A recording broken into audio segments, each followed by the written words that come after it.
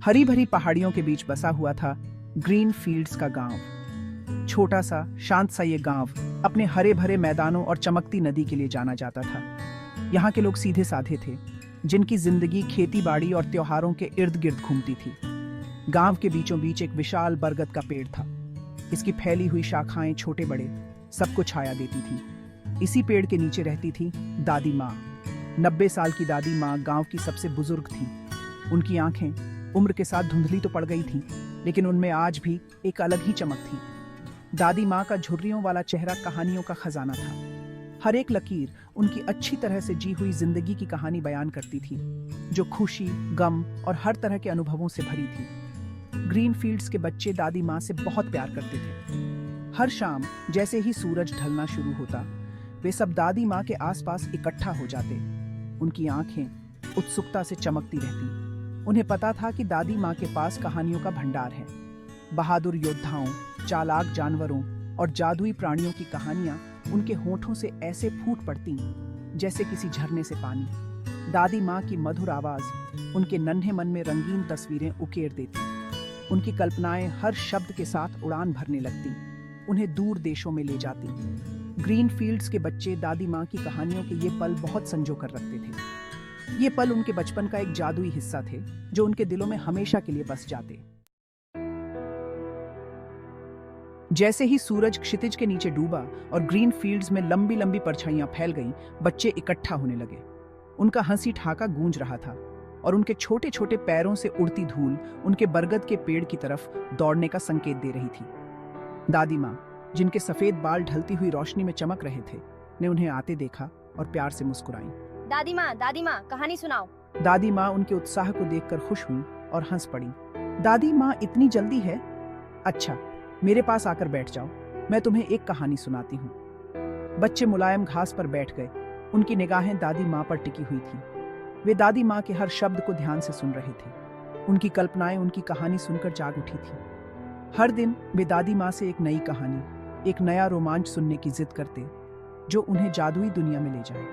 एक दिन जब शाम बहुत ही सुहावनी थी और जुगनू अपनी चमक बिखेर रहे थे, तभी रोहन नाम के एक छोटे से बच्चे ने कहा, दादी माँ, आज हमें कोई डरावनी कहानी सुनाओ। बाकी बच्चे ये सुनकर हैरान रह गए। डरावनी कहानी? वे डर और उत्सुकता से एक दूसरे से धीरे धीरे बातें करने लगे। दादी माँ सोच में पड़ गईं।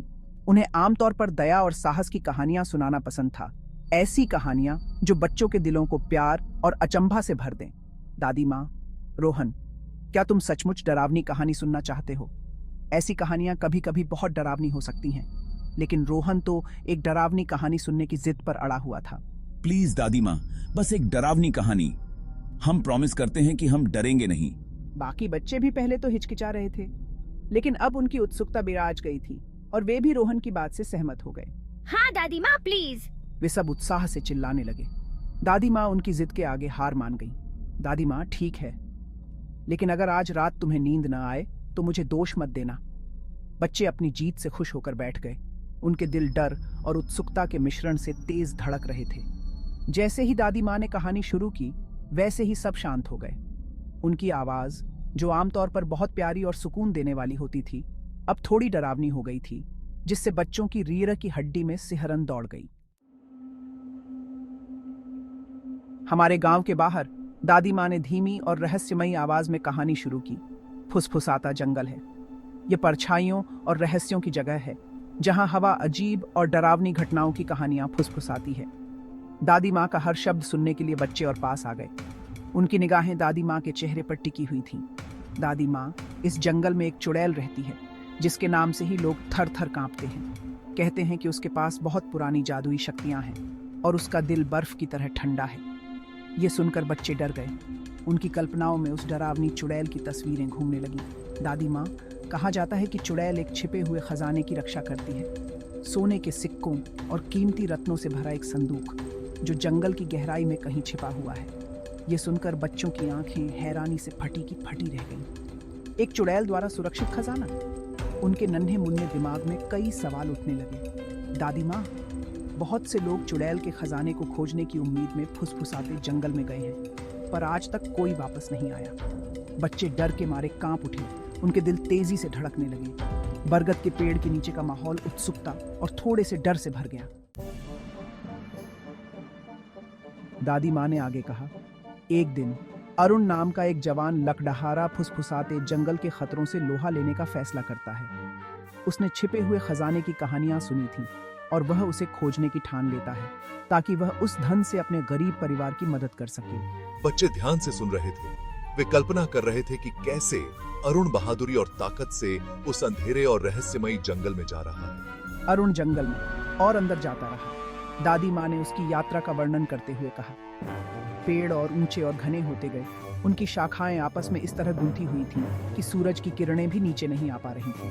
हवा में गीली मिट्टी की गंध और उसके अपने कदमों की आवाज गूंज रही थी। दादी माँ ने कहानी को और रोमांचक बनाते हुए कहा, जब अरुण को अपने फैसले पर शक होने लगा, तभी उसे अचानक एक खुली जगह दिखाई दी। खुली जगह के बीच में बेलों और झाड़ियों से आधा ढका हुआ एक लकड़ी का संदूक पड़ा था। दादी माँ ने अपनी आवाज में नाटकीयता लाते हुए कहा, यह चुड़ैल का खजाना था। अरुण का दिल तेजी से धड़कने लगा। वह डर और उत्सुकता से कांपते हाथों से संदूक के पास पहुंचा। जैसे ही अरुण ने संदूक को छूने के लिए हाथ बढ़ाया, दादी माँ ने फुसफुसाते हुए कहानी जारी रखी। हवा बर्फीली हो गई। उसे अपने पीछे किसी की मौजूदगी का एहसास हुआ, जिससे उसकी रीढ़ की हड्डी में सिहरन दौड़ गई। बच्चे अपनी सांसें थामे बैठे थे। उत्सुकता उनके चेहरे पर साफ दिखाई दे रही थी। दादी माँ ने डर और खौफ से भरी आवाज में कहा। धीरे से मुड़ने पर अरुण ने खुद को चुड़ैल के सामने पाया।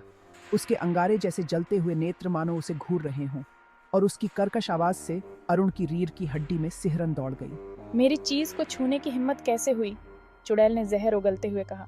अरुण डरा हुआ था, लेकिन फिर भी उसने हिम्मत दिखाई। मैंने कोई नुकसान नहीं चाहा, उसने कांपती हुई आवाज में कहा। मैं बस अपने परिवार की मदद करना चाहता था। चुड़ैल जोर जोर से हंसने लगी और उसकी हंसी जंगल में गूंज उठी, जिससे पक्षियों का झुंड उड़ गया। बेवकूफ लड़के, उसने ताना मारा। ये खजाना शापित है, एक सिक्का भी लिया तो पछताओगे। दादी माँ के शब्द हवा में गूंज उठे।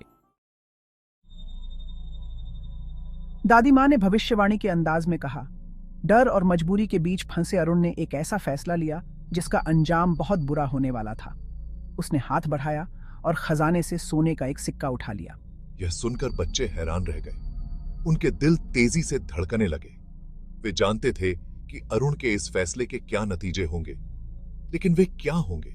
दादी माँ ने धीमी आवाज में कहा। जंगल में सन्नाटा छा गया। चुड़ैल की आंखें और भी तेज चमकने लगीं और हवा में एक अजीब सी ऊर्जा महसूस हुई। अरुण को चक्कर आने लगे।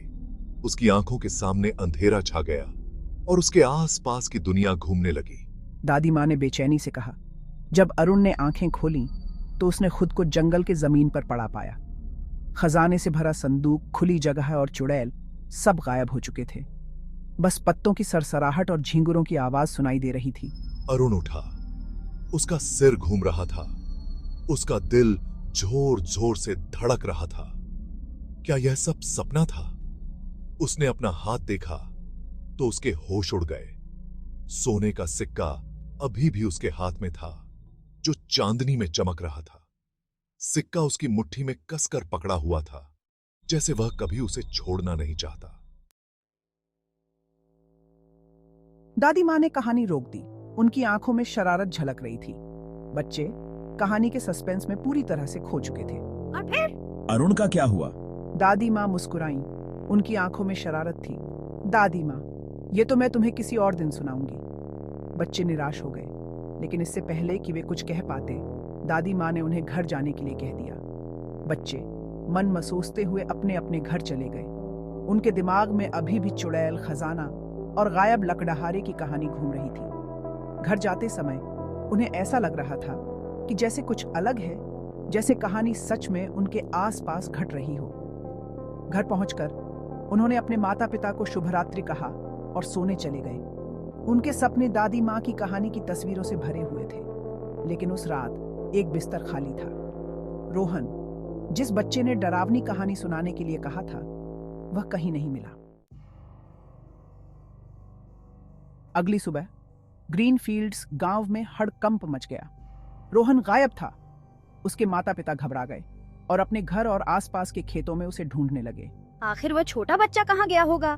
रोहन के गायब होने की खबर दादी माँ तक पहुंची तो उनका दिल बैठ गया। क्या उनकी कहानी, जो उनकी कल्पना मात्र थी, का उस बच्चे पर इतना गहरा असर हुआ होगा? वह भागी भागी रोहन के घर गईं। उनका दिल डर और बेचैनी से भर गया था। रोहन के माता पिता, जिनके चेहरे पर चिंता और निराशा साफ दिख रही थी, ने आंसुओं से भरी आंखों से दादी माँ का स्वागत किया। वह कहाँ होगा? वह हमें बताए बिना कभी नहीं जाता। दादी माँ का दिल तो टूट रहा था, लेकिन उन्होंने खुद को संभालते हुए कहा, दादी माँ, हम उसे ढूंढ लेंगे। मुझे बताओ, क्या कल रात कुछ अजीब हुआ था? रोहन के माता पिता के पास इसका कोई जवाब नहीं था। उन्होंने उसे आखिरी बार तब देखा था जब वे उसे सुलाने गए थे।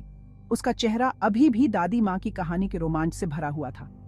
लेकिन जब वे रोहन के कमरे में गए तो उनकी रीढ़ की हड्डी में सिहरन दौड़ गई। रोहन के बिस्तर के पास टेबल पर उसके खिलौनों और किताबों के बीच एक चमकता हुआ सोने का सिक्का पड़ा था। उन्हें एहसास हुआ कि यह वही सिक्का था जो दादी माँ की कहानी में था। क्या चुड़ैल की कहानी सच में हकीकत बन गई थी? क्या रोहन को फुसफुसाते जंगल में ले जाया गया था? डर और अनिश्चितता से भरे ग्रामीण बरगद के पेड़ के नीचे इकट्ठा हो गए। उनकी निगाहें उस खाली जगह पर टिकी हुई थीं, जहां रोहन आमतौर पर बैठा करता था।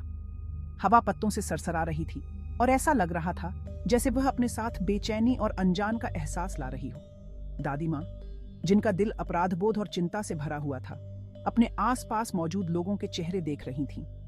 वह जानती थीं कि उन्हें कुछ करना होगा, रोहन को ढूंढना होगा और उसे सुरक्षित वापस लाना होगा। लेकिन एक ऐसे लड़के को कहां से ढूंढना शुरू करें जो एक कहानी में गायब हो गया हो? दिन रात में बदलते गए, लेकिन रोहन का कोई पता नहीं चला। हर गुजरते घंटे के साथ ग्रामीणों की उम्मीदें टूटती जा रही थीं। वे निराशा से भर गए थे और उन्होंने रोहन की तलाश जारी रखी। दादी माँ, अपराध बोध से ग्रस्त, अपना सारा समय बरगद के पेड़ के नीचे बिताती थी। रोहन का नाम पुकार पुकार कर उनकी आवाज बैठ चुकी थी। और फिर धीरे धीरे दादी माँ की कहानी सुनने वाले सभी बच्चों को एक अजीब सी चीज मिली। किसी को अपनी जेब में, किसी को अपने तकिए के नीचे, तो किसी को अपने खिलौनों में छिपा हुआ एक चमकता हुआ सोने का सिक्का मिला। ये वही सिक्का था जो दादी माँ की कहानी में लकड़हारा अरुण चुड़ैल के खजाने से ले गया था। ग्रामीण हैरान थे। आखिर इसका क्या मतलब था? क्या ये किसी की शरारत थी, महज एक इत्तेफाक था, या कुछ और था? क्या चुड़ैल का श्राप दादी माँ की कहानी से बाहर आकर उन बच्चों को भी अपनी चपेट में लेना चाहता था जिन्होंने ये कहानी सुनने की हिम्मत की थी? जैसे ही सूरज ढला और ग्रीन फील्ड्स गांव में लंबी लंबी परछाइयां फैल गईं, रोहन के गायब होने का रहस्य अनसुलझा ही रहा। सोने के सिक्के एक ऐसी याद की तरह थे जो उस गायब बच्चे और उस कहानी की याद दिलाते रहते थे जो सच बन चुकी थी। और इस तरह ग्रीन फील्ड्स के ग्रामीण उम्मीद और निराशा के मिश्रण से भरे हुए सोचते रह गए कि क्या उन्हें कभी चुड़ैल के श्राप और उस गायब लड़के के पीछे का सच पता चल पाएगा।